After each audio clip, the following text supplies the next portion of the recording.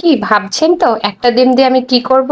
তো একটা ডিম দিয়ে আমি কি করি অবশ্যই দেখুন। আর ৩টি পটল নিয়েছি। তো আজকে কি করা যায় চলুন দেখা যাক। তো আমি পটলগুলো ভেজে নিয়েছি, এখানে রসুন আর শুকনো মরিচও ভেজে নিয়েছি, আর এখানে কিছুটা কাঁচা মরিচ কিছুটা পেঁয়াজ নিয়েছি। এখানে আমি পটলগুলো উল্টাপাল্টে ভেজে নিয়েছি। তো সেই তেলে যদিও বা তেলটা কালো হয়ে গেছে, তো কোনো ব্যাপার না, সে তেলে আমি শুকনা মরিচ আর রসুন আবার ভেজে নিই সুন্দর করে। তো সেগুলো ভাজা হয়ে গেলে আমি পেঁয়াজ আর কাঁচা মরিচ গুলো হালকা করে ভেজে নিই, যেহেতু গন্ধটা না থাকে। তারপরে শিল পাতাটা ভালো মতো পরিষ্কার করে সেখানে আমি পটল, শুকনা মরিচ আর পেঁয়াজ কিছুটা দিয়ে বেটে নিয়েছি। দিয়ে বেটে নিয়ে এই যে সরিষার তেল দিয়ে মেখে নিয়ে এইদিকে ডিমটা সিদ্ধ করে এটাকেও আমি একটা ভর্তা বানিয়ে নিই, কারণ আমার রাতের বেলা হঠাৎ করে এত বেশি ভর্তা দিয়ে ভাত খেতে ইচ্ছে হয়েছে, জানি না কেন। যাই হোক, আমি এই যে এখানে অনেকগুলো ভাত নিয়ে নিয়েছি আর 2 রকমের ভর্তা, লেবু নিয়েছি জাস্ট। আমার বাসায় 1 রকমের তরকারি রান্না করা ছিল, একদমই খেতে ইচ্ছে হচ্ছিল না। প্রথমে লাবিবকে টেস্ট করাচ্ছিলাম, লাবিব তো খুবই বেশি পছন্দ হয়েছে, আর এতটা ঝাল হয়েছে তাও ও এত মজা করে খাচ্ছিল, ওর নাকি খুবই বেশি ভালো লেগেছে। যা হোক, সময় সময় এরকম ভর্তাগুলো ট্রাই করবেন, খাবার রুচি বেড়ে যাবে।